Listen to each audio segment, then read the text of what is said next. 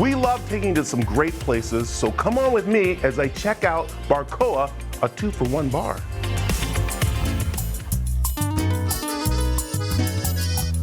Okay, we've been waiting to come to BARCOA Agaveria. There you go, but you said don't ask Siri because it says... She says something like Agaveria. I don't know. It's Siri, you know? Like she... David, this is a really cool place in downtown Phoenix, and you're pretty proud of this place.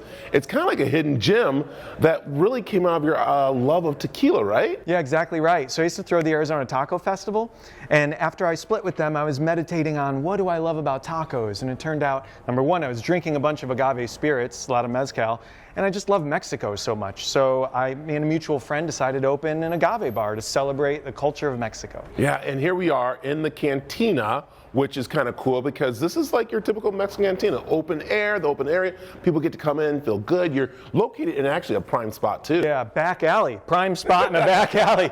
We're right off 1st Avenue and Roosevelt, so right in the heart of downtown Phoenix. And just like a cantina in Mexico, it's like you stumble upon it. I don't like to use the word speakeasy, but it's tucked back a little bit, so you got to work to get here.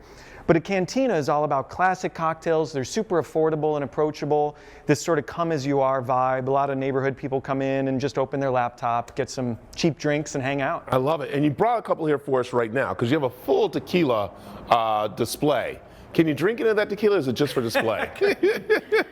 If it's behind the bar, we're drinking it, right? Okay. So everything in the place comes from Mexico, and so all of the cantina cocktails up here, we didn't invent any of those. They're all drinks that you find in cantinas in Mexico. Wow, amazing. That's so cool you've done that. And you give lessons too. That's an important part here. And you've kind of like given me a little lesson on this. Yeah, so this is called the bandera. So this is, it sort of looks like the Mexican flag, you know, the green, white, which in this case is clear, and red.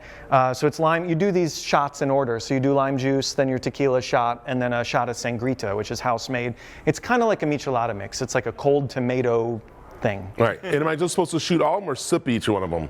It's yours now, so you can do whatever you want with it. But okay. Let me give it a try here. So you said take the lemon, right? Lime juice, right? Oh, lime juice. Yeah. Woo! All right. And then a little bit. A little house-made. Not house-made tequila. What am I saying? Whoa. House-made tequila. I'm over here enjoying yourself. And then a little sangrita. Got a little spice to it. Super easy. Yeah, a little kick. Just get you back going. This is fun. This is great. But I hear there's another part of this cantina that is maybe on the down low? Yeah, so the place is called BARCOA, right? This is the cantina at BARCOA, but downstairs is the actual BARCOA bar. So that's the nighttime lounge, higher end craft cocktails, flights of agave spirits. We do a lot of education down there. Yeah. The menu is 40 pages, so you could sit down and read it and learn about agave spirits. What are we doing here? Yeah. Let's go down. Let's do it. David, man, this is, like you said, not a speakeasy, but it is the down low of BARCOA. Nice play on words. Like that? So, we're down in the basement of this historic building. There was nothing down here before columns. So we got everything from Mexico, from the tile to the bar itself. A lot of the artwork, if it's not from Mexico, it's made by local artists. yeah, and behind us is a tasting room, which is kind of cool because we talked about teaching people about tequila, even me, because I say, well, I don't like tequila, but you're like, you're not having the right tequila the right way and stuff like that. Right, so I asked you, what do you drink? And you said bourbon or scotch, right? So we have some extra añejos that are straight up bourbon. They're aged in bourbon barrels. There's no bourbon drinker that's not going to love this tequila. So when we do private tastings, it feels like a home bar. Somebody says, well, I've always wanted to try this. And it's like, well, I got it in the shelf right behind me. That's awesome. And what's really cool too is that you guys do food trucks. You kind of got a little fun with them at times too, right? Yeah, I've always said I'll never open a restaurant. I looked at my friends who own restaurants and they look tired and old, and my friends who own bars are young and having a good time, you know. So we rotate food trucks out in the parking lot most nights.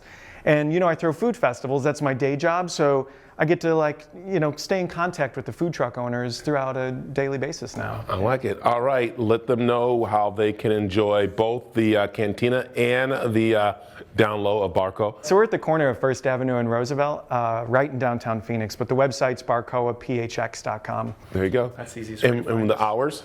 They're a little tricky because Cantina's open every day except for Mondays, and down here it's Wednesday through Saturday nights. You know, yeah. So it's best to go to the website. The hours are they rotate a little bit. I like that. Okay, Yeah. let's go try that tequila. Let's do it. Let's get a drink, huh? All right, like it.